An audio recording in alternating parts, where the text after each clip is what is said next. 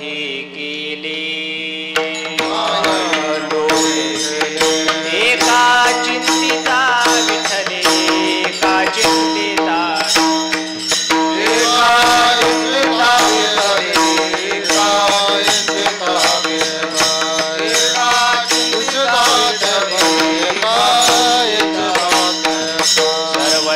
सर्वसाधनांचे सार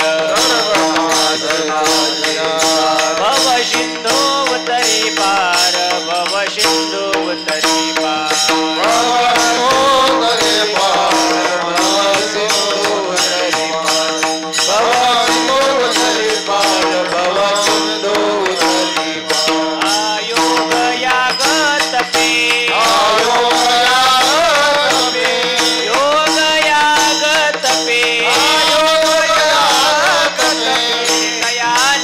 गेली तयाने आमुपे गेली तयाने आमुपे गेली तयाने आमुपे गेली तयाने आमुपे गेली तयाने आमुपे गेली तयाने आमुपे गेली तयाने आमुपे सर्वसाधनांचे सार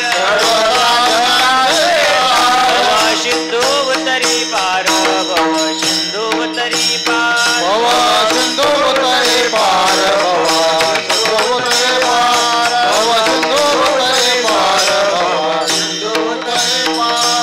तुका म्हणे जपा मंत्र त्रिअक्षरे सोपा सर्व साधनांची भव सिंधुवतरी पार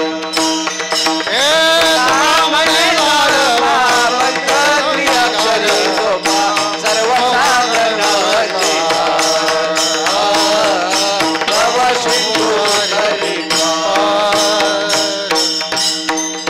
हरी विठोबा रखुमाई बोला टाळी वाजवा रखुमाई रखुमाई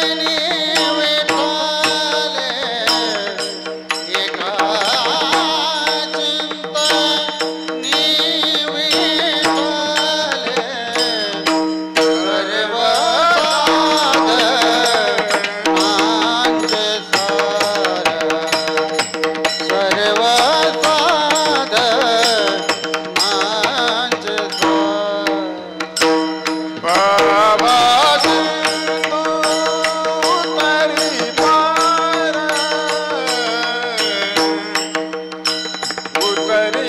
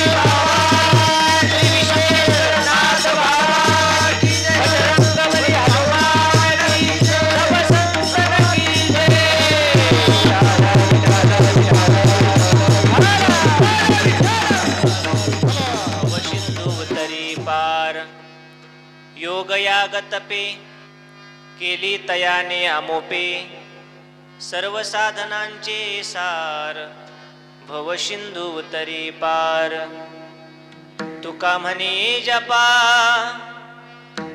मंत्र त्रिअक्षरी सोपा सर्व साधनांचे सार भवसिंधू उतरी पार पांडुरंगा करो प्रथमा नमः पांडुरंगा करो प्रथमा नमः पांडुरंगा करो प्रथमा नमः पांडुरंगा करो प्रथमा नमः दुसरी चरणा संताजिया दुसरी चरणा संताजिया दुसरी चरणा संताजिया दान गुरुवारे करे वारे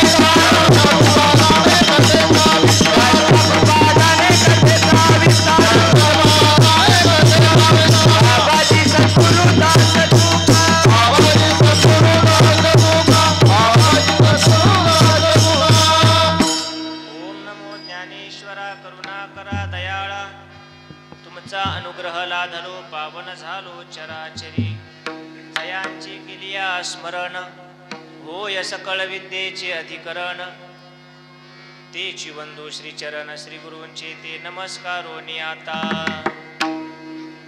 नमो सद्गुरु तुकया ज्ञानदीपा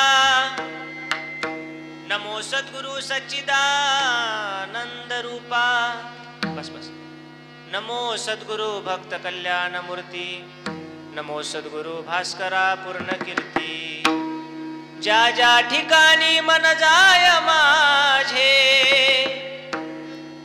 त्या त्या ठिकाणी निज रूप तुझे मी ठेवितो मस्तक ज्या ठिकाणी तेथे तुझे सद्गुरु पाय दोन्ही चराचरी व्यापकता जयाची अखंड भेटी मजला तयाची परमपदी संगम पूर्ण झाला विसरू कसा मी गुरुपादुकाला शबरी नाम कुलोत्पन्नम मारुतीर नाम यस्य पिता माता राईर नाम यस्य तन्नमामि किसनगिरिम प्रवरातटे निवासम देवगड ग्रामे कर्मभूमिम किसनगिरी बाबा प्रिय शिष्यम तन्नमामि भास्करगिरिम आता कसा उपकार फेडू हा देह वाळूनी दूर सोडू म्या एक भावे प्रणिपात केला विसरू कसा मी गुरुपादुकाला अवतार केला शबरी कुळाशी केले अवधूत ध्यान बोला बोला टाळी वाजवा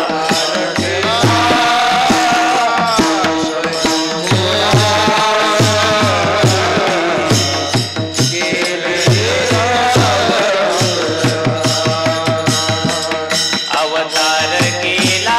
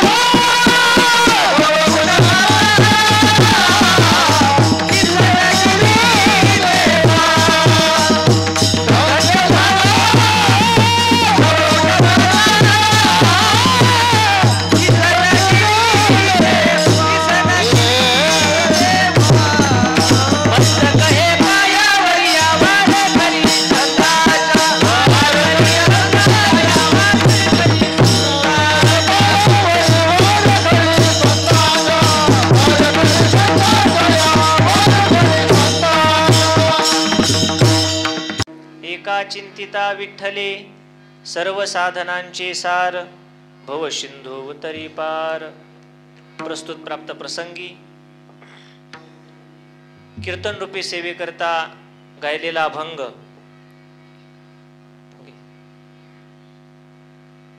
देहोचे सुप्रसिद्ध साधू जगद्गुरु श्री तुकाराम महाराज यांचा चार चरणाचा भगवंताच्या नामाचं महत्व, सामर्थ्य, शक्ती आणि फल सांगणारा हा अभंग आहे. जेव्हा जेव्हा काही भक्त मंडळी, काही श्रोते मंडळी कीर्तन ऐकल्यानंतर तुकोबारायकडे यायची की महाराज तुम्ही कीर्तनात सांगितलं विठ्ठल विठ्ठल म्हणा, टाळी वाजवा, तर काय होतं विठ्ठल विठ्ठल म्हणल्याने असे अनेक प्रश्न महाराजांकडे आले. कुणी घरच्या अडचणी घेऊन यायचं तरी महाराज म्हणायचे विठ्ठल विठ्ठल म्हणा, विठ्ठल विठ्ठल म्हणा. एखादा म्हणायचं माझ्या खाण्यापिण्याची चिंता आहे तरी महाराज म्हणायचे विठ्ठल विठ्ठल म्हणा, नवला लगेच जेवण भेटतंय म्हणले, चुलबन स्वयंपाक. बरं असं काय होतं नेमकं? महाराज म्हणले तू मला सांग काय होणार नाही देवाचं नाव घेतल्यानंतर. काय नोहे केले एका चिंतिता विठ्ठले. एवढं पॉवरफुल साधन आहे हे, सगळ्या साधनांचं सार काढलेलं आहे आणि ज्याच्यामध्ये ओतलं ते म्हणजे भगवंताचं नाव आहे. सर्व साधनांचे सार भव सिंधू उतरी पार. मग कालानुरूप साधनं बदलत गेली. तपश्चर्या, योग, याग या कलियुगात चालत नाही. कलियुगात देवाचं नाव घेतलं की सगळं काही होतंय. योग याग तपे केले तयाने आमोपे. आणि असा मंत्र तुम्ही जपा, कारण तो सगळ्यात सोपा आहे. तुका म्हणे जपा मंत्र त्रिअक्षरी सोपा. विठ्ठल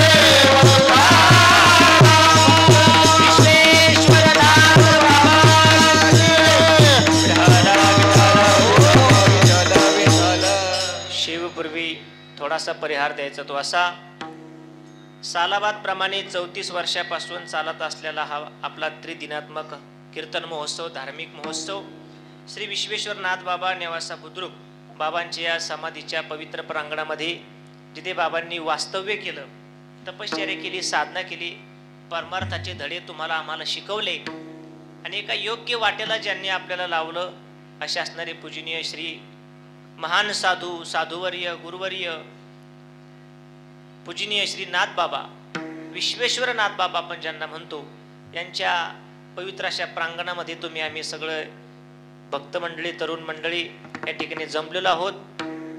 कीर्तन सेवेकरता उपस्थित प्रभुप्रिय सज्जन माता भगिनी, गुरुजन, गायक, वादक, टाळकरी, माळकरी, गावकरी सर्व या पुण्यतिथीला दरवर्षीप्रमाणे हजर राहत असतात.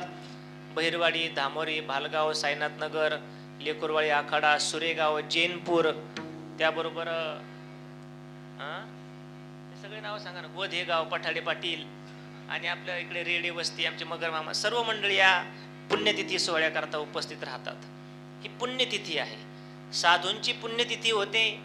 तुमचं आमचं पुण्यस्मरण फार तर फार वर्ष श्राद्ध होतं. याच्या पलीकडे आपला विधी होऊ शकत नाही. याच्यामध्ये थोडासा फरक आहे.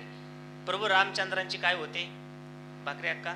नवमी होते, रामाची नवमी होते, कृष्णाची अष्टमी होते, तुकाराम महाराजांची आता चालू आहे ती बीज माऊलीचा समाधी सोहळा, सावताबाबाची पुण्यतिथी, महादेवाचे शिवरात्र, देवीचे नवरात्र आणि तुमचे आमचे पित्र. या पलीकडे विधी नाही. परंतु संत गेल्यानंतर त्यांनी ज्या तिथीला देह ठेवला, समाधी घेतली, विलीन झाले ब्रह्मामध्ये, त्या तिथीला पुण्यता प्राप्त होते. तिथीला सोडा. पुण्यतिथीच्या निमित्तानं ज्यांनी ज्यांनी त्यांचं नाव घेतलं तरी सुद्धा पुण्यवंत व्हावे, घेता सज्जनाची नावे. आणि म्हणून या पुण्यतिथी सोहळ्याकरता उपस्थित राहणारे परिसरातील सर्व मंडळी, त्यामध्ये आवर्जून या सोहळ्याकरता उपस्थित भजनी मंडळ, गायक, वादक येत असतात. पहिला तुमच्या मनातला प्रश्न सोडून टाकतो म्हणजे मला पुढे बोलता येईल. सगळ्यांना वाटत होतं आज पूजनीय स्वामीजींचं कीर्तन आहे, आज भगवय, हे पांढरं कस काय आलं मध्ये? पांढरं म्हणजे पांढऱ्या पायाचं नाही बरं का. पूजनीय स्वामीजींचंच या ठिकाणी कीर्तन सेवा, देवगड संस्थांची सेवा नाथबाबांच्या दरबारामध्ये होती. पण काही अपरिहार्य कारणामुळे जगदीश भाऊ, पूजनीय स्वामीजींना कुठेतरी लांब जावं लागलं, काहीतरी कार्यक्रम होता दीक्षा सोहळ्याच्या निमित्तानं.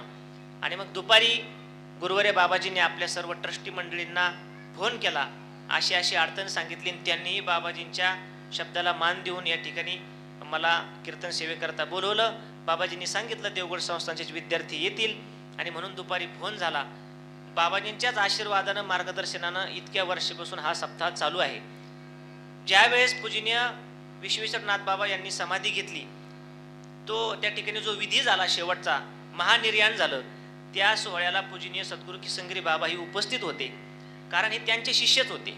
बाबाजींनी आरती केली विश्वेश्वरनाथ बाबांची आणि नंतर कालांतराने मग जसं जसं धन मिळत गेलं, जसं जसं गावकरी नेवासा बुद्रुक आपलं हे पवित्र गाव, या गावाकडून सहकार्य मिळत गेलं, तसं तसं ट्रस्टी मंडळी, जुनी भजनी मंडळी सर्वांनी एकत्र येऊन, तेव्हा ट्रस्ट असेल नसेल परंतु सगळं करून ट्रस्ट केलं, जागा भेटली.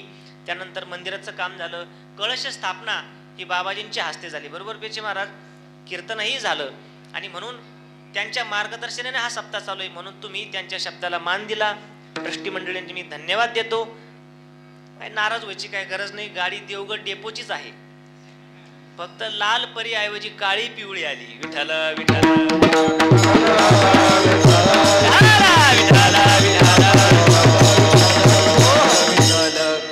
मला दुपारीच पूजनीय आमचे ज्येष्ठ गुरुबंधू असणारे आपले गणेश महाराज दरंदले हे आवर्जून दुपारी घरी आले. असं बरेच कार्यक्रम करत करत आले, पण त्यांना ज्यावेळेस थोडा बेस आणि स्ट्रबल कमी करा, ज्यावेळेस कळालं की पूजनीय स्वामीजींना काहीतरी अडचण आहे, जाणं लागतंय, आणि म्हणून ते त्या ठिकाणी जास्त झालं फक्त शिट्टी नको, तर ते दुपारी घरी आले बहिरवाडीला आणि त्यांनी सांगितलं अशी अशी सेवा आहे, तुम्हाला यावं लागते. बाबाजींचाही फोन आला होता. त्यांनी मला पूजनीय विश्वेश्वरनाथ बाबांचं चरित्र पुस्तक, कथा, ग्रंथ आणून दिला. त्यांनी सांगितलं ट्रस्टींची इच्छा आहे थोडंफार चरित्र सांगावं, आपली एवढी पात्रता नाही की आपण एवढ्या महान साधूचं काहीतरी बोलावं, पण भाग्यात असेल, भाग्यात असल्याशिवाय संतांचं नाव हे मुखामध्ये येत नाही. आणि माझ्या या पत्रिकेत जरी सेवा नाही, माझं नाव नाही, पण जन्मपत्रिकेत होती, म्हणून बाबांच्या दरबारात इथं कीर्तन सेवा करण्यास योग्य होतंय.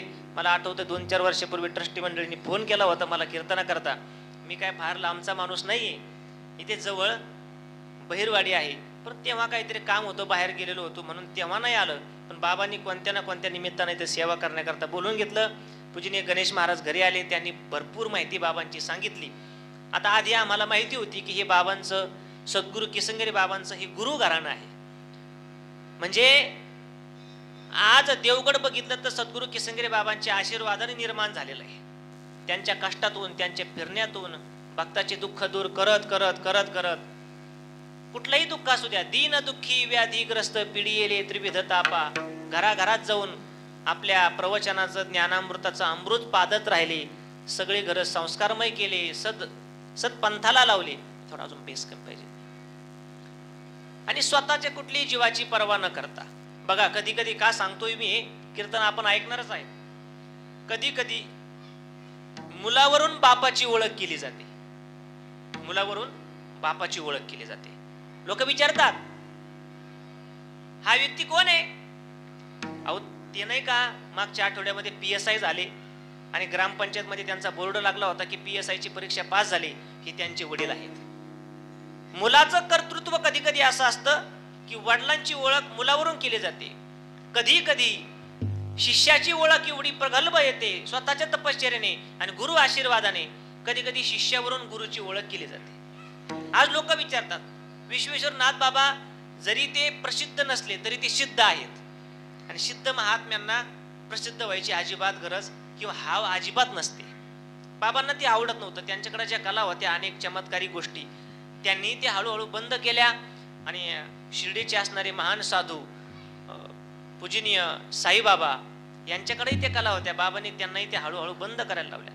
त्यांना प्रसिद्ध नसतं व्हायचं, पण शिष्य त्यांना संस्कार देणं, पुढच्या पिढीला व्यवस्थित ते पाठवणं, मग ते सद्गुरू किसनगिरी बाबांना गुरु परंपरेने मिळालं. कधी कधी गुरुची ओळख ही शिष्यावरून होत असते. आज सगळ्यांना निवृत्तीनाथ दादा नाही माहिती, पण ज्ञानेश्वर माऊली सगळ्यांना माहिती. का? कारण त्यांचं कार्य तेवढं महान आहे. संस्कृताची गाठी उघडोनी ज्ञानदृष्टी केली से मराठी गीता देवी. कोणाचे गुरु आहेत म्हणले? माऊलींचे गुरु आहेत. चांगदेव महाराजांचं एक वेगळं त्या ठिकाणी अधिकार अवतार कार्य होतं, परंतु त्यांना महत्व, त्यांना वेगळी ओळख आणि एक वजन कधी प्राप्त झालं जेव्हा त्या 5 वर्षाच्या असणाऱ्या आईसाहेब मुक्ताईंचे शिष्य झाले, आधी 1400 वर्ष जगले, म्हणजे जवळजवळ 14 वेळा यमाला मागं पाठवलं. 100 वर्षाला यम येतो, 14 वेळा यमाला मागं पाठवलं. ज्ञानाचे पंडित होते, अभिमान होता, अहंकार होता, तपश्चर्याही तशीच होती की मेलेली माणसं ते जिवंत करायचे, परंतु काही त्याचं महत्व नव्हतं. कालांतराने चांगदेव म्हणे आजी जन्मा आलो, आणि महत्व कसं प्राप्त झालं, गुरुपुत्र झालो मुक्ताईचा,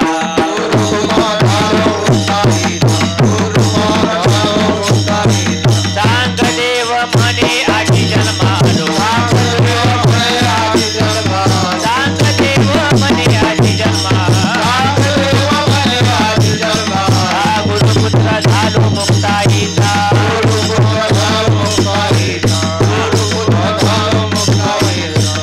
आणि म्हणून बाबांचे शिष्य कोण आहे, श्री क्षेत्र देवगड संस्थांचे पाया म्हणून ज्यांनी आयुष्यभर स्वतःला झिजत राहिले.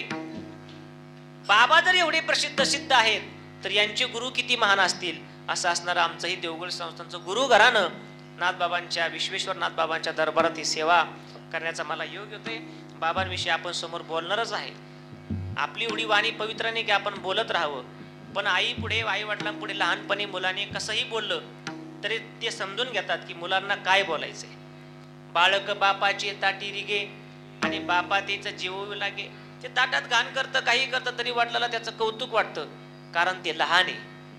भाकरीला काकर जरी म्हटलं तरी माता माऊलीनं ते आईला लगेच कळतं, ती आई फक्त जन्मदाती असावी, ते लगेच कळतं की आपल्या मुलाला काय म्हणायचं. तसंच या ठिकाणी वेळोवेळी सेवा आपण करणार आहोत. सेवेकरता उपस्थित सर्व महाराज मंडळी, परिसरातील सर्व भजनी मंडळी, त्यामध्ये आवर्जून उपस्थित असलेले आपल्या गावचं भूषण हरिभक्तपरायण पेचे महाराज, त्याचबरोबर दुसरे असणारे आमचे पेचे महाराज, हे पेंटर पेचे महाराज बरोबर ना, आणि हे पेचे महाराज, त्याचबरोबर आमचे गणेश महाराज आहेत, आमचे अण्णाभाऊ आहेत जैनपूरकर, सर्व गावातील आता सगळी भजनी मंडळी, गोकुळ नाना, आमचे माळकरी, सर्वच मंडळी, रोहित महाराज आहेत, विनेकरी बाबा, शंकर महाराज तनपुरे, उमेश महाराज, आत्ताच आलेली ही गळणीम सुरेगाव तिकडची भजनी मंडळी, मुरमेकर, बकू पिंपळगाव, सर्व मंडळी या ठिकाणी उपस्थित आहे. का? हे बाबांचं श्रद्धास्थान आहे. म्हणून सुंदर आपल्या कार्यक्रमाकरता ज्यांची साऊंड सिस्टीम आहे, आमचे असणारे भास्कर तात्या तारडे सुरेगावकर, आणि आज आवर्जून स्वामीजींचं कीर्तन आहे म्हणून उपस्थित आमचे जगदीश भाऊ दळे, त्यांची सुंदर साऊंड सिस्टीम आहे. या सगळ्यांकरता एकदा टाळी वाजवा म्हणजे आपण सेवेकडे येऊ. आणि एक विनंती करतो, अधिकार कमी पडतोय परंतु विनंती करतो, आपलं पत्रिकेचं जे मार्गदर्शन आहे, एकच नाव आहे, परमपूजनीय शांतीब्रह्म भास्कर गिरीजी बाबा यांच्या नियोजनात शिस्तीत हा सप्ताह चालतो. याचं नाव करता येते. हे विद्यार्थी, तरुण युवक सर्वांना धन्यवाद देतो. या कार्यक्रमाचं चित्रीकरण करण्याकरता हा कार्यक्रम महाराष्ट्रामध्ये जावा, सगळ्यांना कळावं की सद्गुरू किसनगिरी बाबांचं गुरु घराणं कोणतं आहे, बाबाने कुणाकडून दीक्षा घेतली, संस्थान काय, इथली स्वच्छता काय, इथली नियमावली काय, हे सगळं महाराष्ट्रापर्यंत जावं याकरता कॅमेऱ्याच्या माध्यमातून चित्रीकरण करणारे आमचे सोमनाथ भाऊ वाखुरे, चॅनलचं नाव आहे संत सेवा, आणि ते सेवाच करतात कारण बाबाजींच्याच आज्ञेखाली हे सगळं चालतंय. त्यांनाही धन्यवाद देतो आणि सेवेकडे येतो. विठाल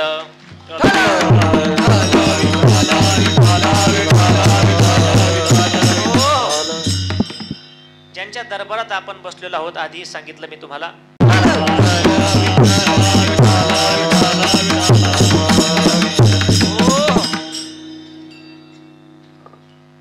पवित्र दरबार आहे, प्रवरेचा पवित्र काठ आहे, जिला नेवाशापासून बहिरवाडी, धामोरी, देवगड पर्यंत प्रवरा अमृत वाहिनी म्हणतात. आणि हा पवित्र काठ बघूनच साधू संतांनी या ठिकाणी अवतार केले, अवतरी झाले, काही काही अवतरी झाले नाही पण दुसरीकडून इथे आले. आता पूजनीय श्री महान साधू विश्वेश्वरनाथ बाबा ही जन्मस्थान यांचं इथं नाही, ते उज्जैन नगरीतले, म्हणजे 12 ज्योतिर्लिंग जे सांगितले, सौराष्ट्रे सोमनाथंच श्रीशैल्य मल्लिकार्जुनम उज्जैन्याम महाकालम, तिकडून लहानपणे आई वडील बोलले थोडस, आता आई वडील बोलतच असतात बरोबर, परंतु किती मनावर घ्यायचं कुणी घ्यायचं हे त्यांच्यावर असतं. काही मुलाबरोबर वाद झाले लहानपणी बाबांचे, विश्वेश्वरनाथ बाबांचे चरित्र आपण वाचलेलं आहे, परंतु वाद झाले म्हणून आई वडील म्हणले तू घरात येऊ नको, म्हणले असतील सहज, पण यांना लगेच वैराग्य निर्माण झालं. आणि पायी पायी निघाले उज्जैन नगरीकडे, भगवान महादेवांच्या मंदिराकडे. तिथे गेले, दिवसभर बसले. काही साधू मंडळी, नाथपंथी महात्मे त्या ठिकाणी आलेले होते, ज्यांना आपण कानफाडे महाराज म्हणतो, बहिरवाडीला होते. ती परंपरा आहे. तर ते महात्मे तिथं 7-8 जण बसलेले होते. तपश्चर्या, कुणाचं कमंडलो, कुणाचं काय, सगळं साहित्य त्यांनी बघितलं. आणि पूजनीय विश्वेश्वर नाथ बाबा लांबून त्यांना बघत होते, हे काय करतात. आता ते वैराग्यच. आणि नाथ बाबा ही पूर्वजन्मेचे योग भ्रष्ट पुरुषच, की आई वडिलाच्या एका शब्दावर लहानपणे घर सोडावं, यापेक्षा मोठं वैराग्य काय. तिथे गेल्यानंतर त्या साधू महात्म्यांनी बघितलंय, हा मुलगा बऱ्याच वेळचा बसलेला दिसतोय म्हणले. विचारलं, अरे बाबा कुठला आहे तू, काय झालं, चेहरा सुकलेला दिसतोय, बहुतेक जेवण केलं नसावं तू. नाही म्हणले. काय झालं, घरून रुसून आलो का, आई वडील बोलले. मग आता घरी जायचं नाही का, म्हणले नाही जायचं का, म्हणली मला वैराग्य निर्माण झालं. ते म्हणजे एवढ्या लहानपणी वैराग्य निर्माण झालं, चांगलं आहे, योग्य वेळेत आमच्याकडे आला, मग आमच्या बरोबर चला, आम्ही तुम्हाला पुढचं शिक्षण देऊ. आणि मग ते त्यांच्या मठामध्ये घेऊन गेले. तिथं मग झाडून स्वच्छता, देवपूजा, गुरु महाराजांची सेवा सगळं करण्याचा योग त्या ठिकाणी आला. हळूहळू त्यांना कळू लागलं की हा एक कोणतरी महात्मा होणार आहे. मग योगाचं त्या ठिकाणी शिक्षण दिलं, गुरु सेवा करून घेतली, कारण सेवेशिवाय माणूस पुढे जाऊ शकत नाही. ज्याला ज्ञान मिळवायचंय त्याला सेवेचा दारवंटा ओलांडावा लागतो.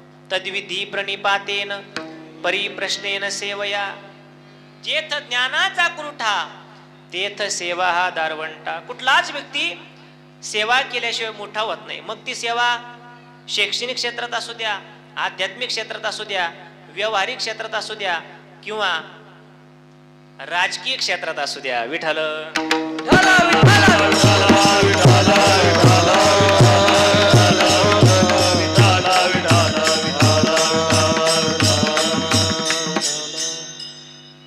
आपल्या तालुक्याचं राजकीय वैभव माननीय आमदार साहेब, पूर्ण नाव घ्यायला कोणालाच आवडत नाही. लहानपणापासून जे आम्ही ऐकलं तेच ऐकतोय. आपले भाऊ पूजनीय विठू भाऊ या ठिकाणी आले, पांडुरंग परमात्माच बाबांच्या दरबारामध्ये आले. राजकीय सेवा आपला विषय चालू आहे. सेवा केल्याशिवाय कुठल्याच माणसाला फळ मिळत नाही. आपल्या सेवेची दखल, लक्षपूर्वक ऐका, आपल्या सेवेची दखल गाव घेईल, तालुका घेईल, राजपातळीवर घेतल्या जाईल, नाही घेतल्या जाईल, काही अडचण नाही.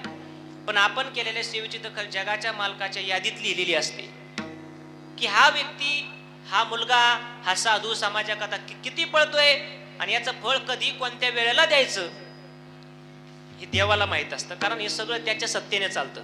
अजून तरी देवानं हे विश्व कोणाकडे दिलं नाही, स्वतःच ऑपरेट करतो तो. गतीर भरता प्रभू साक्षी. आणि मग 50-60 वर्षांची आपल्या आईवडिलांच्या सेवेची दखल घेतली जाते.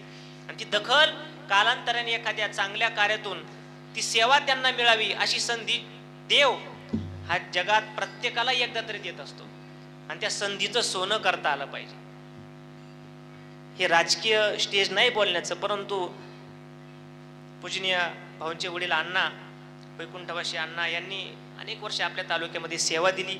सर्वच राजकीय पक्ष, सर्व राजकीय पातळीवरती ज्याने त्याने ज्या त्या पद्धतीने कार्य करत राहिले. परंतु अंतःकरणात कुठेतरी इच्छा असते की अजून काहीतरी करायचे. आणि अण्णांची इच्छा होती की तालुक्याकरता भरपूर करायचं. सुरुवातीला तालुक्यामध्ये पाटपाणी, वीज अशा अनेक गोष्टी, आणि ते सगळं करता करता करता काही गोष्टी अपूर्ण राहिल्या. परंतु भाऊंकडे बघून, भाऊंच्या निष्काम भावनेकडे बघून हळूहळू ते कार्य जगाच्या मालकाने नोंद करून ठेवलं.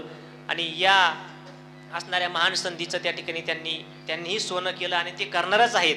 म्हणून त्यांना मी धन्यवाद देतो या कार्यक्रमाकरता उपस्थित राहिल्याबद्दल. विठ्ठल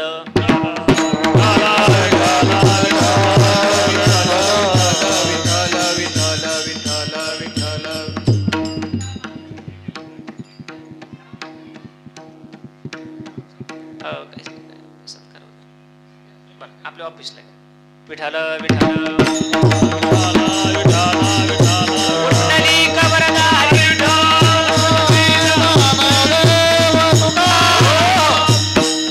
जो तो व्यक्ती ज्या त्या पद्धतीने आपल्याला कोणतंही पद मिळू द्या, पक्षांतर हे देवाच्या दारात नसतं. ज्याला जशी संधी मिळते तसं तालुक्याकरता कार्य झालेलं आहे. त्यामुळं हा अमुक आहे, हा आमचा आहे, तो परक्याचा आहे असा विषय नसतो. आपल्याला संधी मिळाली, सेवा बघितली पूजनीय विश्वेश्वर नाथ बाबांची लहानपणी त्या गुरूंनी, आणि सेवा बघितल्यानंतर म्हणले गुरु भक्ती तर भरपूर आहे, मग थोडं योगाचं शिक्षण दिलं, काही त्याच्यामध्ये चमत्कार आले, ते चमत्कार आपण पुढे बघणारच आहोत. आणि मग शेवटी एक दिवस गुरु एवढे प्रसन्न झाले की बोल म्हणले, बाळा तुला काय पाहिजे. हळूहळू आपल्याला देवाच्या चिंतनापर्यंत यायचे. त्यांनी ती साधना केली, त्याचंच फळ त्यांना भेटत गेलं. काय पाहिजे म्हणल्यानंतर पूजनीय बाबांनी त्यांना सांगितलं, हा नरदेह जो मला मिळाला याचा उद्धार झाला पाहिजे आणि याच्याकडून काहीतरी सेवा घडावी असं मला वाटतंय. म्हणले तुझ्या सेवेने तुझा उद्धार होईल. जवळ घेतलं पूजनीय नाथ बाबांना, त्यांचे असणारे गुरु. डोक्यावरती हात ठेवला, कानामध्ये सोहम मंत्राचा त्या ठिकाणी उपदेश केला आणि सांगितलं, आजपासून जनकल्याणाकरता सारखं भ्रमण करत राहा, तीर्थयात्रा करत राहा. म्हणजे दुःखी व्याधी ग्रस्त पिडलेले लोक भेटतील, त्यांचं हळूहळू कल्याण करत राहा. याच कार्याने तुमचा उद्धार होईल. डोक्यावर हात ठेवला, हस्तकृपा केली, हात ठेविला मस्तकी, प्रसाद देऊने केला सुखी. लावोनिया हात कुरवाळीला माथा,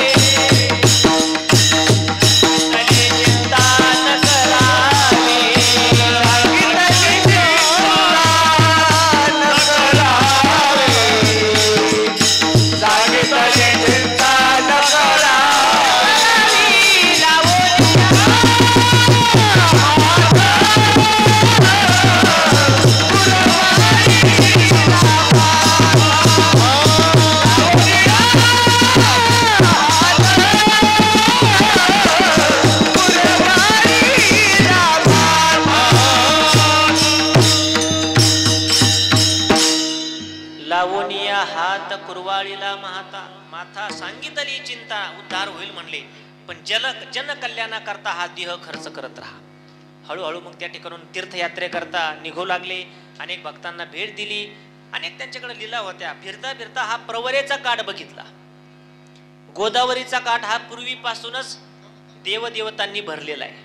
आपण सर्व मंडळी ज्ञानेश्वरी वाचणारे नेवासा बुद्रुक, आता आपलं वैभवच आहे की जिथे ज्ञानेश्वरी जन्माला आली. ज्ञानेश्वरी ही बुद्रुकलाच जन्माला आली. ऐकताय ना? उद्या म्हणायला नको बहिरुडेचे महाराज होते ना, ऐकायला काही आलं नाही. ज्ञानेश्वरी नेवासा बुद्रुक म्हणजे हेच नेवास, हे जुनं नंतर झालं. इथे जन्माला आली, प्रवरा मातेनं नंतर वळण घेतलं. आधी ती मंदिराच्या मागून होती, आधी पुढून होती, नंतर मागून आली. का वळण घेतलं? पुढे त्यांना एक महान साधू देवगडच्या तिथे भेटणारच होते.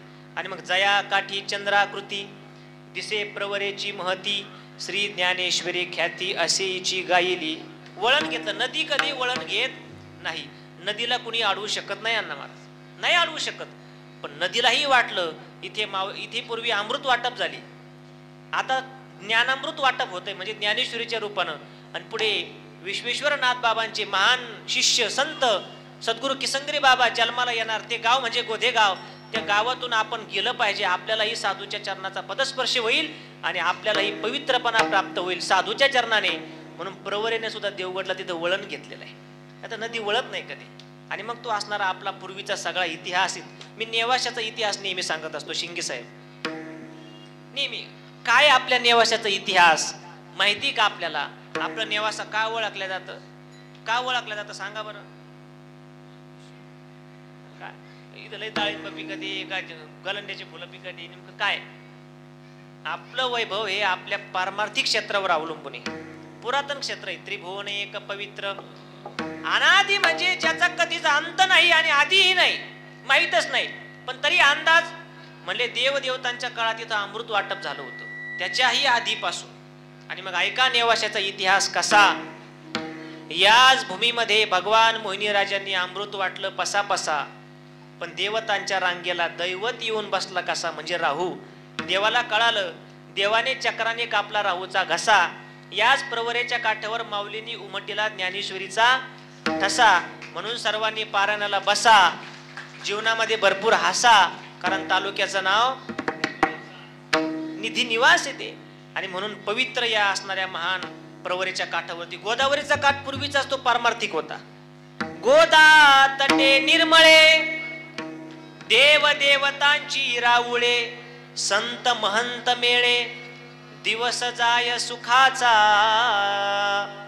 मग पूजनीय नाथबाबांना तीर्थयात्रा करता करता वाटलं, हे सगळं वैभव, माऊलींचं वैभव बघितलं, हे सर्व इतिहास जाणून घेतला आणि परवरेचा काठ बघून इथे आपल्या गावामध्ये एका भक्ताच्या घरी आले. त्यांचं नाव आहे ग्रंथामध्ये. मुक्काम केला तरीही बाबा तिथेच फिरू लागले. मग गावालाही वाटलं इथे साधू आलेत, न बोलवता आलेत. एकतर साधू कुणाकडे लवकर जात नाही, इथं असल्याशिवाय साधूची भेट होत नाही. आपल्या इथं नाही, आपल्या संपूर्ण शरीरावर साधूची लक्ष नाही. तेव्हा सद्गुरू गुरुवारे शांतीब्रह्म देवगडचे बाबा, सद्गुरू किसनगिरी बाबा आणि विश्वेश्वर नाथ बाबा आपल्या गावात राहतात. यापेक्षा कोणतं मोठं भाग्य पाहिजे? भाग्याचा उदय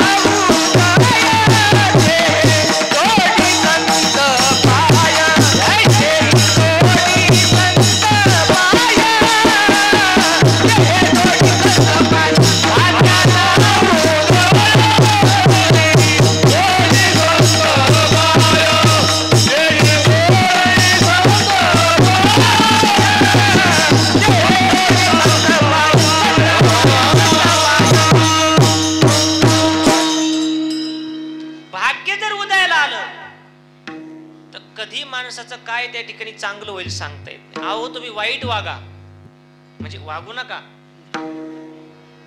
पण वाईट वागा. भाग्य जर चांगलं असेल ना तर तुमचं चांगलं होण्यापासून कोणीच अडवू शकत नाही.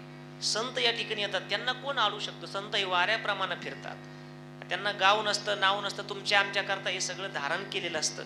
ती एक विशेष शक्ती असते. सद्गुरू किसनगिरी बाबा काय नाव घर काही घेण्याची काय गरज नव्हती, परंतु तुमच्या आमच्या करता हा गोतावळा जमा केला आणि इथं आले, हा सगळा बघितला. कारण भाग्य होतं या गावकऱ्यांचं, आपल्या पूर्वजांचं, की इथं आले, राहिले. वाईट वागा. त्या काळातही काही आपल्या गावात वाईट मंडळी असतील, कुणी भांडणं करणारे असतील, कुणी व्यसन करणारे असतील, पण त्यांच्या भाग्यात होतं एवढ्या महान साधूचं इथं त्या ठिकाणी दर्शन होणं, त्यांनी इथं राहणं. वाईट वागा तरीही भाग्य आपल्याला साथ देत आहे. गुरु महाराज एक दृष्टांत सांगत असतात. बाबाजी, पूजनीय बाबाजी, एक मित्र भविष्य बघायचा, ब्राह्मण होता. त्याचा एक मित्र आपला शेतकरी माणूस होता. तो भविष्य बघणारा इतरांचं भविष्य बघायचा आणि त्यांचं चांगलं करून द्यायचा, की आज तुमचं भाग्य असं आहे, आज तुमचं असं आहे, आज तुम्ही दुकान उघडा, आज तुम्ही विहीर खांदा, हे तुमचं भाग्य, पाणी लागेल, अशा अनेक गोष्टी.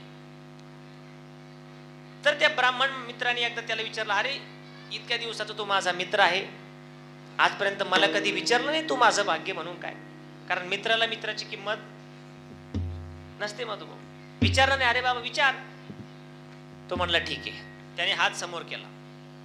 आता भाग्य सांगण्याच्या वेगवेगळ्या पद्धती असतात. आपल्या हातावर भाग्यरेषा असतात, या ब्राह्मण देवांना कळतात, मलाही थोड्याफार कळतात. आपल्या 3 रेषेच्या वरती एक चंद्राकार रेषा असते, तो अर्धा चंद्र होतो, म्हणजे 25%. 2 हात जोडून जर तो पूर्ण अर्धा चंद्र झाला म्हणजे 50%. आताच नाही आजी, घरी गेल्यावर बघा, तर तो माणूस भाग्यवान असतो. 2 हात जोडले की तो अर्धा चंद्र झाला पाहिजे. या इथे एक रेषा असते 2 नंबरची, ही भाग्य रेषा असते. ही जर संपूर्ण असेल, हिला कुठं खंड नसेल, तर त्या माणसाकडे पैसा जास्त येतो. डाव्या पायाच्या अंगठ्या शेजारचं बोट माता भगिनींचं जर लांब असेल तर मालक त्यांच्या आज्ञेत राहतात. घरी घरी घरी कोणाचं भाग्य? त्या मित्राने त्याचा हात बघितला. अरे बाबा दाखव हात. अरे म्हणले काय भाग्यवान आहे तू, तुझं भाग्य आज उधळलंय. संत भेट झाली असेल, सकाळी कुणाचं दर्शन झालं माहित नाही, पण तुझं भाग्य आज चांगलं दिसतंय. म्हणले का, आज तू कसाही वागला तरी तुझं भाग्य तुला साथ देणार. म्हणजे कसाही हो, तू चांगलं सोड, तू वाईट जरी वागला तरी भाग्य तुला साथ देणार. तो म्हणला असं बघू. म्हणले जवळूनच राजाची मिरवणूक चाललेली होती. हत्तीवरती बसलेला राजा, ऐश्वर्यात मिरवणूक चालू होती त्याची. हा गेला आणि असं बाही मागे केली, राजाच्या एक ताकदीनं दान दिशी कानामागे ठेवून दिली. एका झापडीमध्ये राजा 32 फूट जाऊन पडला, डोक्यातला मुकुटही लांब गेला. बाकीच्या शिपाईने त्याला धरलं, मारणार. तेवढ्यात राजा म्हणला, ए थांबा, सोडा म्हणले त्याला. त्याने आपल्यावर उपकार केलेत. म्हणले उपकार केले राजे महाराज, एवढ्या सगळ्या वैभवात मिरवणूक तुम्हाला मारलं, उपकार कशाचे. बघा म्हणले तो मुकुट, त्या मुकुटामध्ये किती मोठा विषारी साप आहे. म्हणले तो साप मला डसू नये म्हणून यांनी मला मारलं, याला राज दरबारात घ्या म्हणले. आणि राज दरबारात घेतले आणि त्याला 1 लाख सोन्याच्या मोहरा दिल्या. बस झाल्या का, कीर्तनात कशाला कमी द्यायचं आपण. 1 लाख सोन्याच्या मोहरा दिल्या. तो घरी आला, त्या ब्राह्मण मित्राला म्हणला, अरे खरंच तू म्हणला तसं झालं. तो म्हणला काय झालं, हा सगळा प्रकार सांगितला. म्हणले अरे वा, थांबू नको. म्हणले आज तेवढं भाग्य तेवढं वापरून घे, कारण संत भेट झाली असेल, दर्शन झालं असेल, भाग्य चांगलंय. तो म्हणला अजून वाईट करू का. हो जा. परत राज दरबारातच गेला, कारण एवढं मोठं बक्षीस परत कोणी देणार नाही. तिथेच गेला. राणीचं काहीतरी काम चालू होतं खोलीमध्ये, दासी बाहेर उभं होत्या. त्याने गेल्या गेल्या सांगितलं, बोलवा म्हणले राणीला बाहेर. हा भिकारी दिसतो, राणीला बाहेर बोलाव, एकरी भाषेत काय बरं वाटाना. कोण तुम्ही, काय नाही, बोलाव म्हणले. त्यांनी काय बोलवलं नाही. हा आतमध्ये गेला आणि राणीला हाताला धरून जोऱ्यात बाहेर ओढलं. राग आला सगळ्यांना, धरणार. एवढ्या ज्या रूम मधून राणीला बाहेर ओढलं त्या रूमचं छत खाली पडलं आणि दणकन वाजलं. ते म्हणले बघा, राणीला बाहेर ओढलं नाही तर राणी पीयूपी खाली चेंदरली असती. आता त्या काळात कशाची पीयूपी, पण ते दगडाचं छत खाली पडलं. घ्या म्हणली याला दरबारात. कशाला, हा हे चांगलं आपलं हुशार. कारण गणित करायचं, माणसाला विनोद लगेच कळतो. परत 1 लाख मोहरा दिल्या. परत त्या मित्राला भेटायला गेला ज्याने भविष्य सांगितलं, आणि त्या मित्रावर हा प्रसन्न झाला. आणि 2 लाख मोहरामधून 4 मोहरा त्याने आपल्या मित्राला भेट दिल्या. 4. आणि त्यावेळेस त्याने त्या मित्राला विचारलं, का रे तुला काही वाईट वाटत नाही का, 2 लाख मोहराचं बक्षीस घेऊन आलो आणि तुला 4 मोहरा दिल्या, वाईट नाही वाटलं.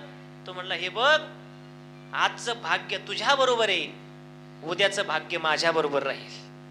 भाग्य कधी कुणाला साथ देईल सांगता येत नाही. विठाल नाथ बाबा इथं आल्यानंतर काही खाताड पेताड माणसं म्हणा, काही पत्ते खेळणारे, काही कधी कधी मजा घ्यायची बाबांची.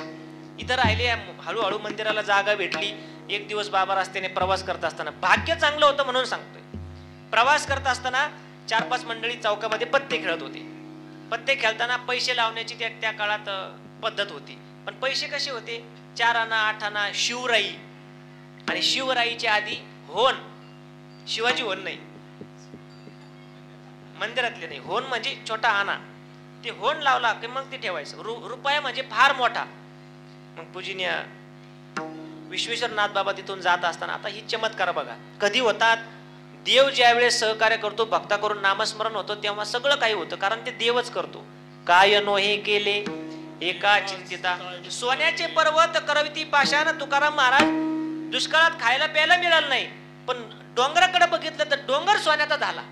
का, देवाच्या नामस्मरणानं. बाबांनीही तेच नामस्मरण केलं. ते पत्ते खेळणारे माणसं गंमत करू लागले, बाबा लावता का डाव. बघा आता कुणाला काय म्हणू, पण माणसं लय विचित्र. आता आम्हाला काही माणसं त्या काळात तसं बोलत होते, आता काय चांगलं बोलत असतील का. आता कीर्तनाला निघालो, अचानक कळालं का गाडी धुत होतो. मग त्याने एक शेजारचा व्यक्ती आला, त्याने विचारलं, महाराज कुठे आज खेळ. आता हा खेळ आहे का. पण माणसं सर्वसामान्याला बोलतात, तर साधूलाही त्या ठिकाणी बोलत होते. पण सहन करत राहील, थोडा आवाज मोकळा करा. बाबा म्हणले, ठीक आहे, काय करावं लागेल. म्हणले, पैसा लावावा लागेल. आता यांना वाटलं हे मागून खातात. झोळी असायची, काठी असायची, डोक्यामध्ये ती उंच टोपी असायची, ती अजूनही इथे कुणाकडे तरी आहे. त्या टोपीची पूजा ही होते. थोरवे परिवारानं ती जपून ठेवली होती पुण्यामध्ये. आणि मग ते सगळं परिधान केलेलं भिक्षा मागण्याचा तो वेश. बाबा म्हणले काय करावं लागेल? ते म्हणले आम्ही 4 आणे लावू, शिवराय लावू, तुम्ही आम्ही 1 आणा लावला का तुम्ही 1 रुपया लावायचा. शिंदे पाटील 1 रुपया लावायचं म्हणले. आता पैसे नाही त्या काळात उपलब्ध नव्हते. बाबा म्हणले ठीक आहे. आणि मग त्यांनी आणा लावला की बाबाने झोळीत हात घालायचा आणि 1 रुपया ठेवायचा. यांना वाटलं असेल एखादा. त्यांनी असं 10-15 वेळा केलं. प्रत्येक वेळेस बाबाने 1 रुपया लावायचा. तो पैशाचा ढिगळ झाला. आणि कालांतरा झोळीत काहीच नव्हतं पण सिद्धी होती त्यांच्याकडे. अचानक खिशात किंवा झोळीत हात घातला की मनाची इच्छा येईल ती इच्छा लगेच त्या ठिकाणी पूर्ण होत होती. गुरूंनी दिलेलं ते त्या ठिकाणी शक्ती होती. आणि मग पैशाचा ढिगळ झाला. त्या बाकीच्यांना वाटलं चला आपण यांना फसू. मग बाकीचे सगळे पैसे गोळा करायला लागले. तर हात लावल्या लावल्या सगळे पैसे गुप्त झाले, गायब झाले. त्यांनी लावलेले पैसे त्या ठिकाणी राहिले. हे कशामुळे झालं? हे देवाच्या शक्तीमुळे, सामर्थ्यामुळे झालं. असेच अनेक वेळा तुकोबाराय किंवा सर्व साधू संत मंडळी आपल्या दारात आले पण चमत्कार करण्याकरता नाही आले. त्यांना चमत्कार यायचा. इको मोकळा करा, इथं खनकतोय आवाज, बाहेरचा सोडा थोडा. हरिओम भोंगे किंवा बाहेरचा द्या. विठ्ठल विठ्ठल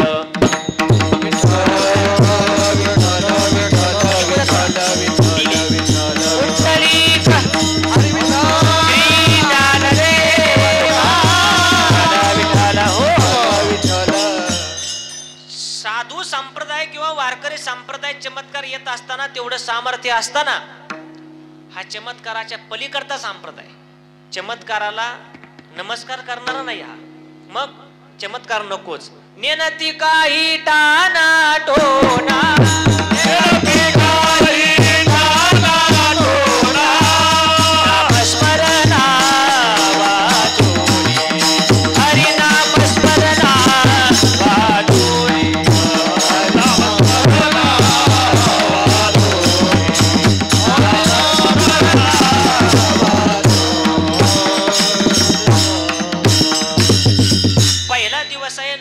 बोलायचं ही वाट सापडली म्हणून असंच बोलत आपण जाऊ. पूजनीय बाबा ही चमत्काराला ते जास्त धारा देत नव्हते. सगळं काही होतं परंतु भजन भक्ती नामस्मरण करायचे. याचा आवाज छान आहे, फक्त इको वाढवा, डिले किंवा इको शिट्टी आणताय. चला थोडा थोडा मोकळा करा. इथं कोरडं झालं, घसा कोरडा पडला. 1 वर्ष गेलं, काशी डॉक्टर, नगरचे डॉक्टर सगळे. थोडा जास्त पण नाही, त्यांना पण चांगलं येईल असं करा. हरिओम हरिओम. बस मी थोडं जवळून बोलतो. विठ्ठल विठ्ठल विठ्ठल. मग नामस्मरणाला भर दिला. साधू संतांनी वेळोवेळी आपल्या दारात येऊन आपल्याला परमार्थ शिकवला. कधी शिकवला? संत कधी आपल्या दारात आले होते? तुकाराम महाराजांचा अवतार कार्य 450 वर्षापूर्वी, म्हणजे जो छत्रपती शिवरायांचा काळ तोच तुकोबारायांचा काळ. चोपदार तिकडे जाऊन लहान मुलांना शांत बसवा. तिकडच्या मुलांनी सांगितलं तरी चालेल. ऐका, 450 वर्षापूर्वी तुकाराम महाराज तुमच्या आमच्या दारात आले. टोपलीमध्ये देव घातला आणि पहाटे पहाटे आले. वासुदेव आला हो, वासुदेव आला दुपारच्या पहारी. नाही ना? मग सकाळच्या, आता दुपारी येतो देव आणि भालगावर वाटलं कपडे बदलितो. तो कधी आपल्याला जागा करायचा. पण महाराज 450 वर्षापूर्वी देव आणि नामस्मरण आपल्या दारात यावं याकरता दारात आले. गातो वासुदेव मी ऐका, चित्त ठाई ठेवणी भावे एका. डोळे झाकून रात्र कळू नका, काळ करीत बैसला से लेखा गा. जगजोगी जगजोगी जागे जागे बोलती.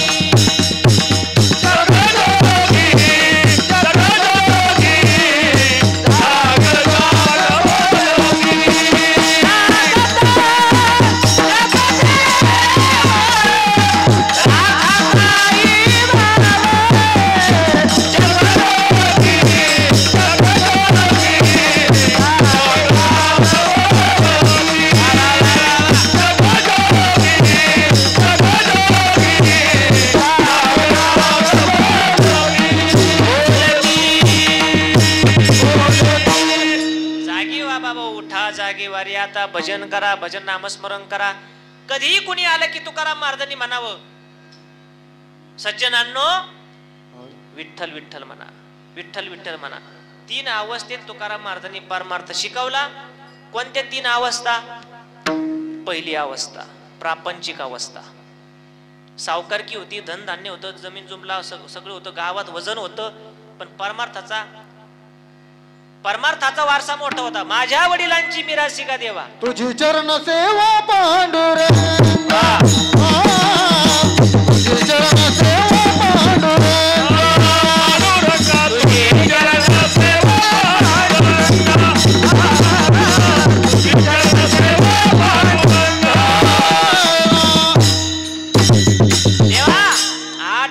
परमार्थाचा वारसा विश्वंभर बाबा, हरी, विठोजी, पदाजी, शंकर, कान्होबराय, बोल्होबराय आणि 8वी पिढी तुकाराम महाराज.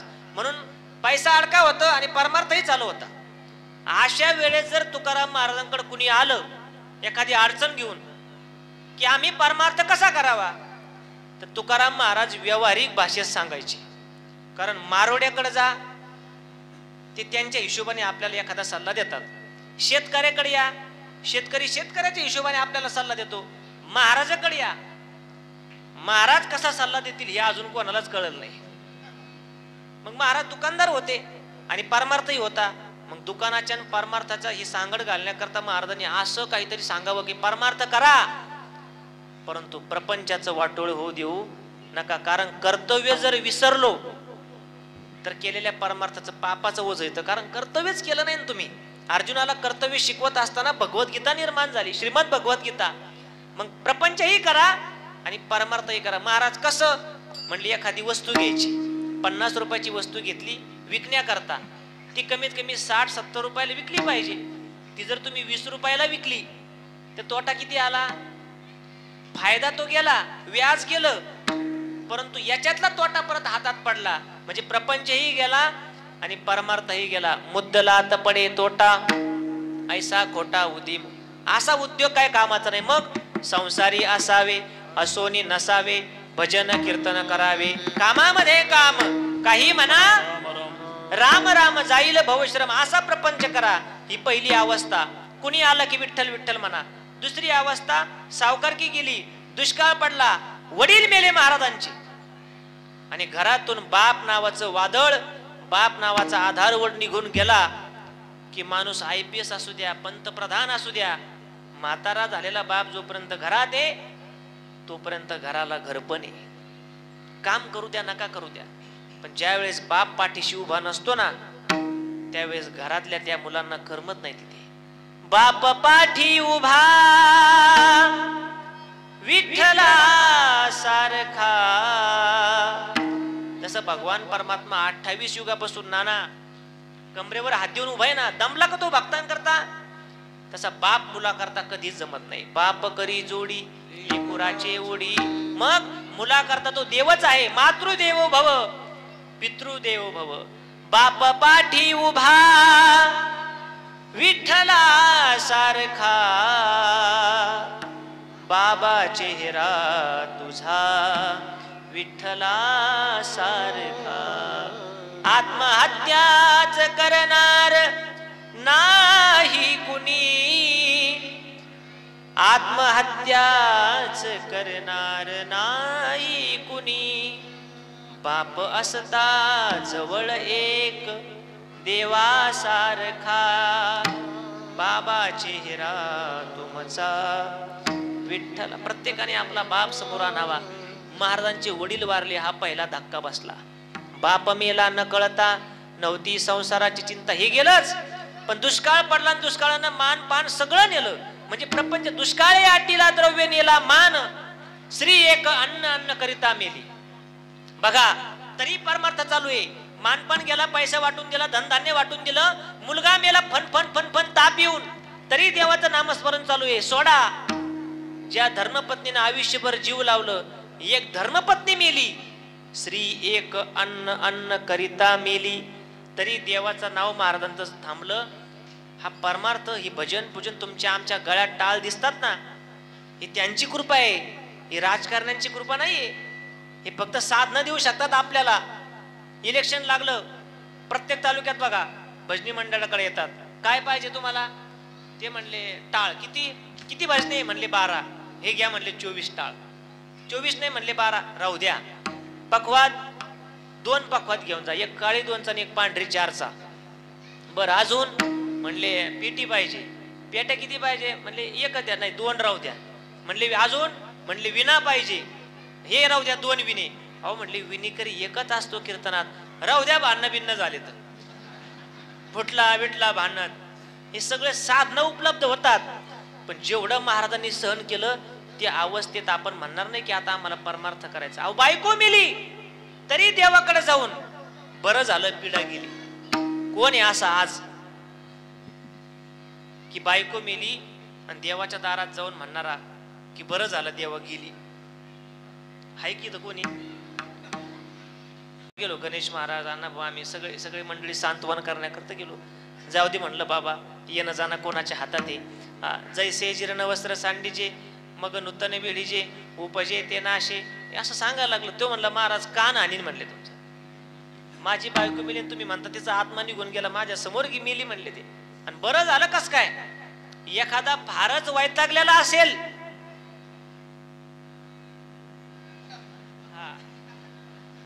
तर म्हणू शकतो बरं झालं गेली.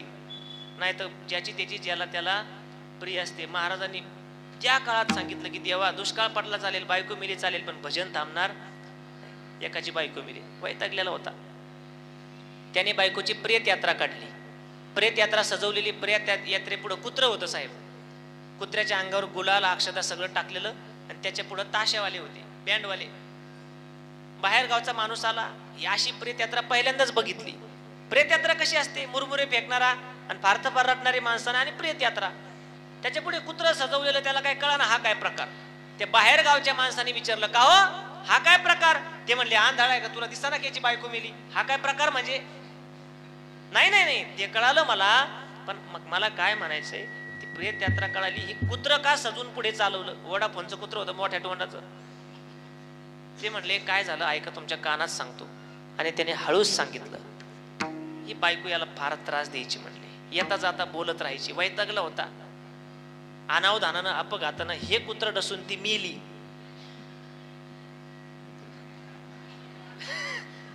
आणि मग तिची काय काढली? प्रेत यात्रा काढली दुःख म्हणून. पण हे कुत्र डसून मेली म्हणून आनंदाच्या भरात त्याची काय काढली?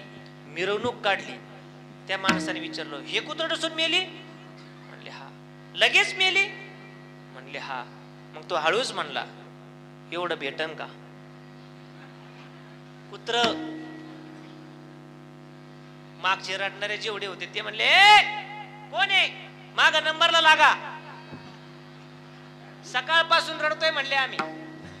घरोघरी प्रत्येकाच्या घरी दुःख आहे. तुमचं काय आमचं काय, फक्त काहीचे पोपडे निघते काहीचे नाही निघत.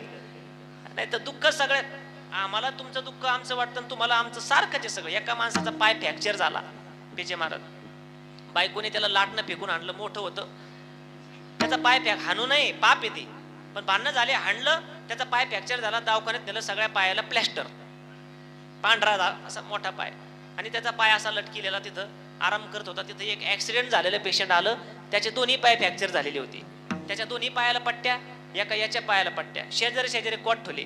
ज्याचा एक पाय फ्रॅक्चर झाला त्याला त्याचं दुःख आपलं वाटलं, आपला एक झाला त्याचे 2 झाले. थोडंसं सांत्वन करावं म्हणून सरकत तिकडे गेला आणि याच्या पायाकडे बघितलं, आपला एक त्याचे 2 पाय. हळूच म्हणतो मामा तुमचे 2 लग्न झाले का? दुःख आहे. बायको गेली तरी महाराजांनी म्हणावं बरं झालं. अशा वेळेस जर कोणी महाराजांकडे आलं, महाराज काही परमार्थ शिकवता का? आता देव आला का तुमच्यात तुम्हाला धावून कामामध्ये? महाराज म्हणले येईल तेव्हा येईल, पण आपण आपलं काम सोडू नये. आले भागाते करीतो तुझे नाम उच्चारितो, तुझे नाम उच्चारितो, तुझे नाम उच्चारे.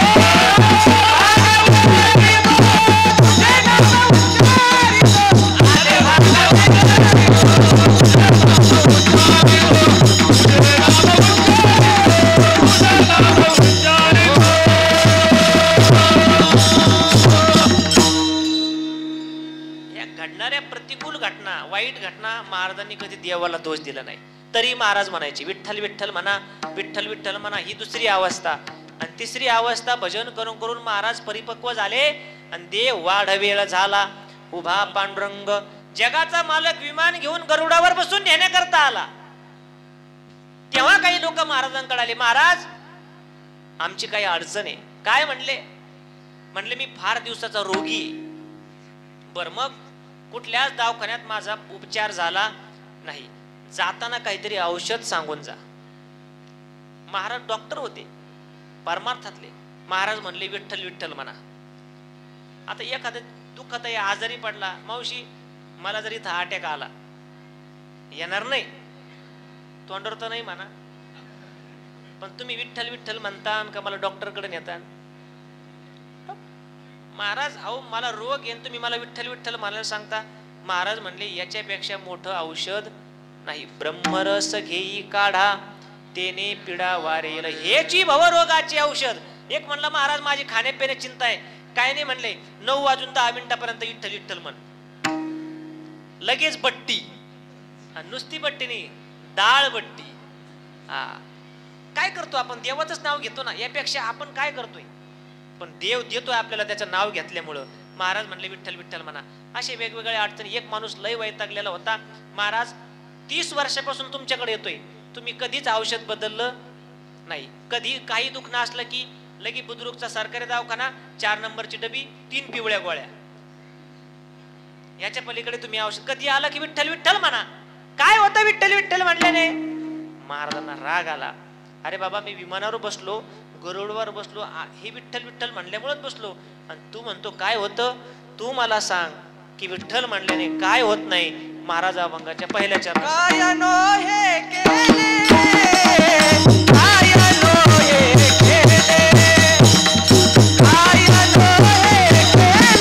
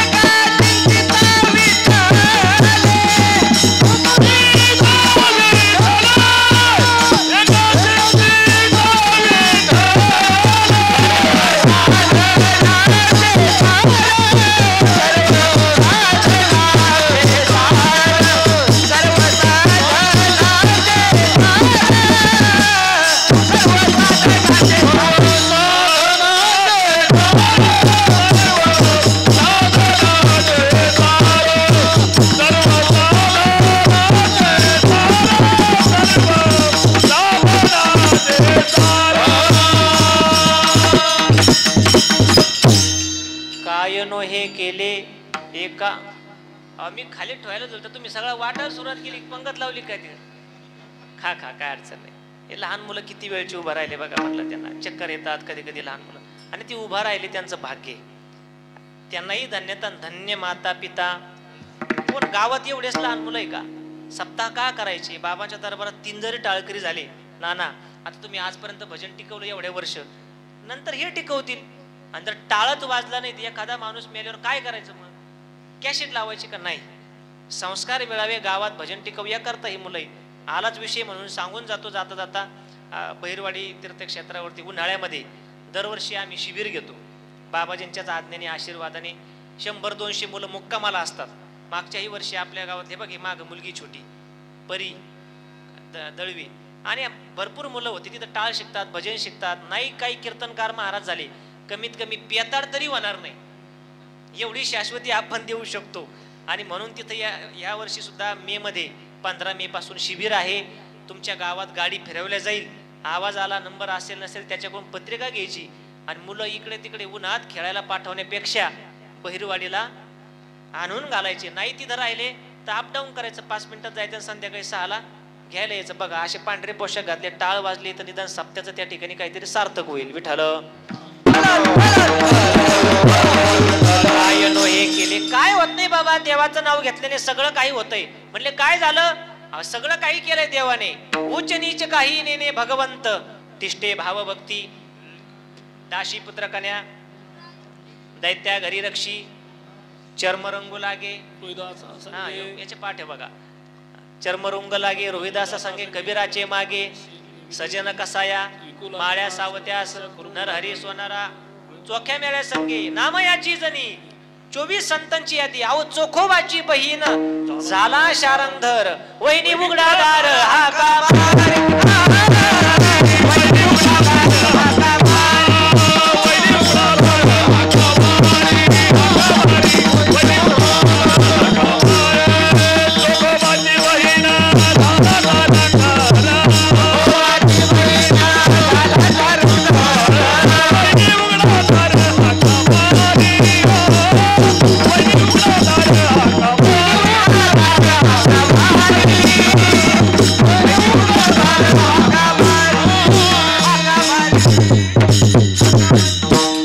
चोखोबाची बहीण झाला शारंगधर, जगाचा मालक चोखोबाची बहीण झाला.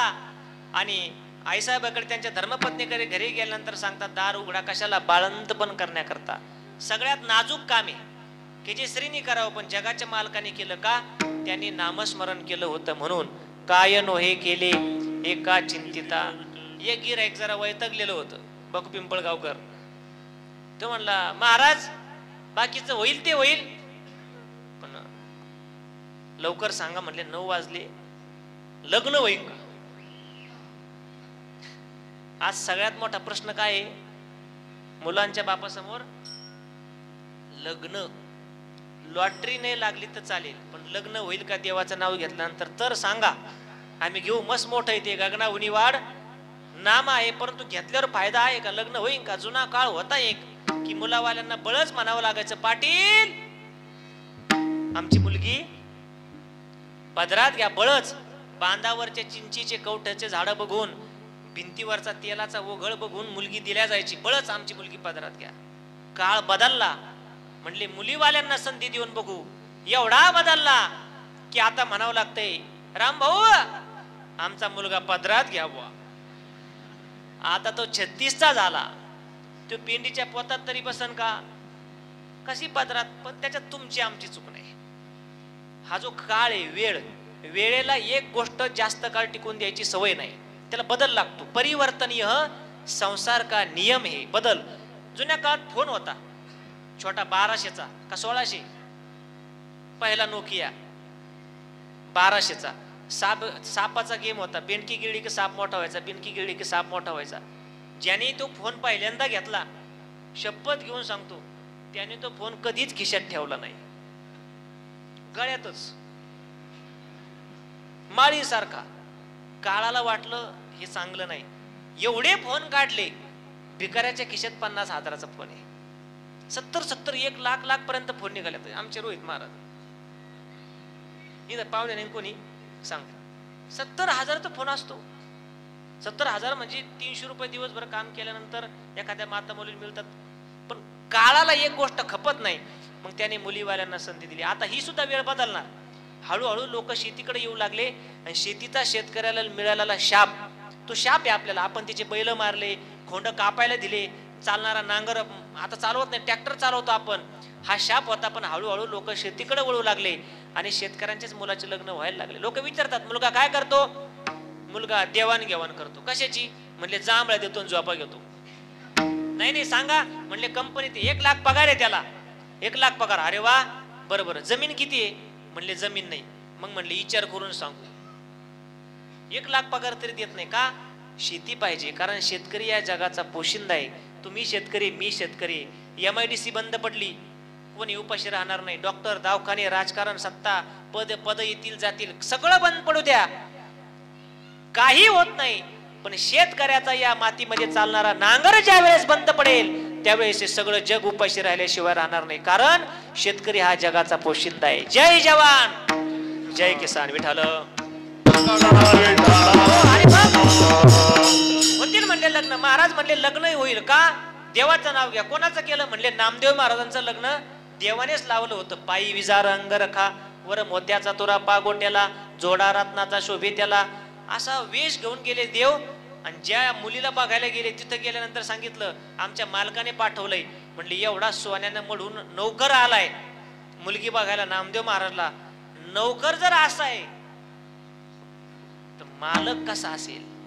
आणि देवाने स्वतः नामदेव महाराजांचं लग्न लावलं. कशामुळे? काय नोहे केले एका चिंतिता विठ्ठले. पूज्यने विश्वेश्वर नाथ बाबा नामस्मरण करायचे, भजन करायचे, ज्या त्या संप्रदायानुसार जसं तसं नाम. मग नाथपंथी वेगळं नाव घेतात, अलक निरंजन. अलक म्हणजे सावधान.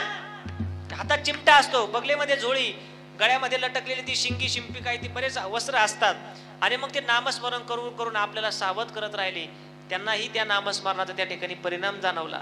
आपल्या गावात कितीतरी घरं अशी आहेत किंवा बाबांच्या आशीर्वादाने ज्या दाम्पत्यांना मुलं झाले ते आज जिवंत आहे. मुलं माझ्या समोर असतील काही बसलेली, की आमच्या आईवडिलांनी बाबांकडे नवस केला होता, बाबांना सांगितलं होतं, त्यांचे दिलेले शब्द का खरे झाले? नामस्मरणामुळे. काय नो हे केले एका चिंतिता विठ्ठले, विठोबा रखुमाई,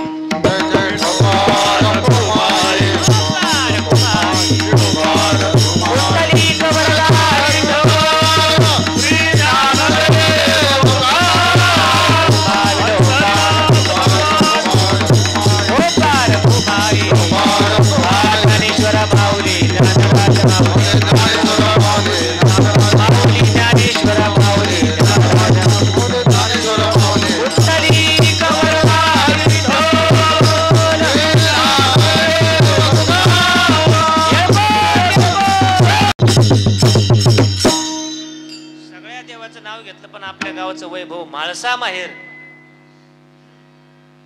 जावयाचं नाव नाही घेतलं तर. नाकाचा मोती ठेवी गहाण राखी. जावयात जावई आपले खंडोबार आहे आपले, म्हणून एकदा मोठ्याने गजर करा. येळकोट येळकोट.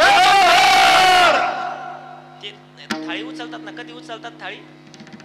शेषीला. बोल सदानंदाचा येळकोट. चिंचोर मोर्या. काही काही काय म्हणतात? चिंचोर. चिंचोर कशाला जाईल तो? चिंतामण मोर्या. गणपती बाप्पाचे भक्त चिंतामण बुवा गोसावी पुण्याचे. मग गणपती बाप्पा प्रसन्न झाले, म्हणले आजपासून तुमच्या पुढे माझं नाव लागले जाईल, म्हणून चिंतामण मोर्या. चिंचोर मोर्या इतक्या वर कशाला जाईल बाबा तो? पण करतात, तळी उचलतात, ती प्रथा आहे. आणि म्हणून त्यांच्याही आपल्या या सासुरवाडमध्ये हा सोहळा चालू आहे. देवाच्या नामस्मरणाने सर्व काही होतंय. काय नो हे केले एका चिंतिता विठ्ठले, सर्व साधनांचे सार भवसिंधू उतरे पार. योग याग तपे केली तयाने आमोपे, सर्व साधनांचे सार भवसिंधू उतरे पार. महाराज सगळं योग याग तपश्चर्या सगळं होतंय. राम म्हणे वाटच आली, यज्ञ पाऊला पावली, सगळं होतंय. पण तो मंत्र घ्यायचा कसा? महाराजांनी अभंगाच्या शेवटच्या चरणात सांगितलं. तुका माने जापा, तुका माने जापा, तुका माने जापा, तुका माने जापा,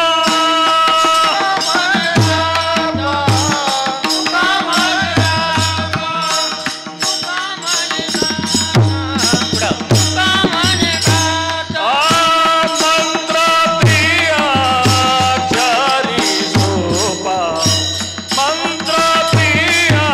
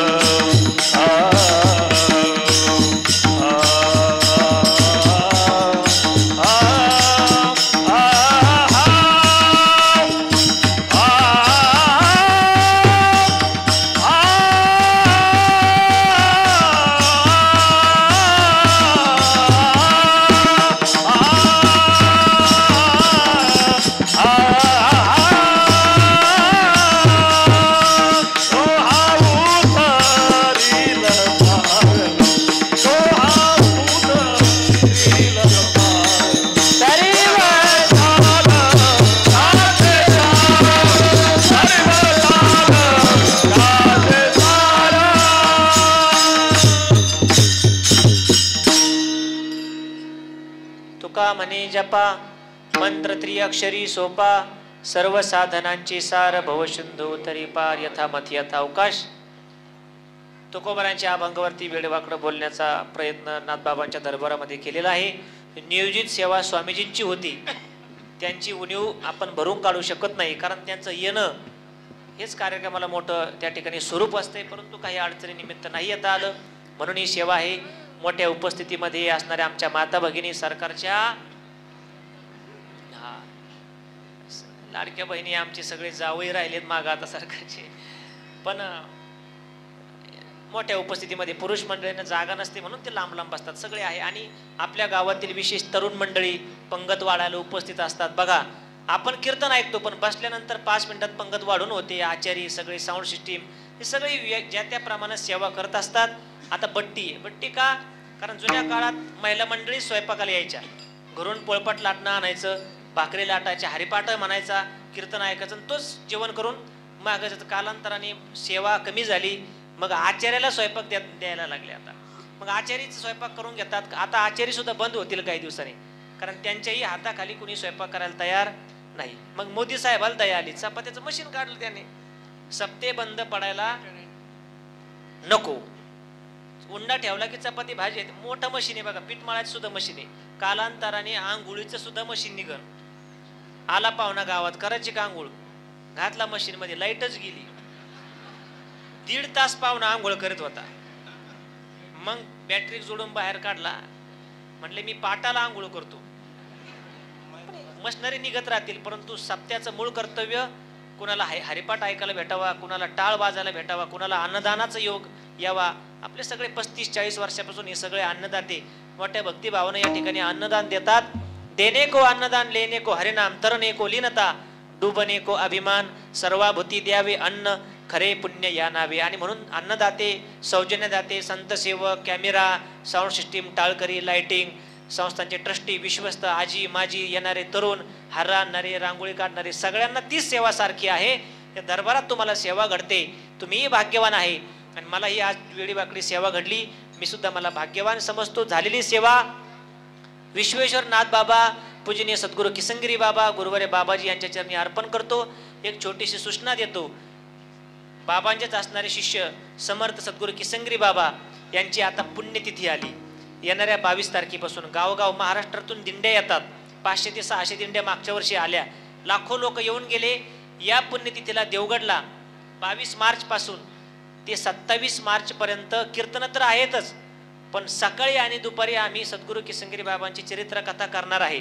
गुरुवारी बाबाजींनी आदेश केला आणि म्हणून मला कथा करण्याचा योग येतोय. जसं आपण भागवत कथा करतो, सगळं तबला पखवात सगळ्यामध्ये, तसं बाबांची कथा आम्ही बसवली आणि बाबाजींच्या आज्ञेवरून ती कथा देवगडला 22 तारखेपासून होणार.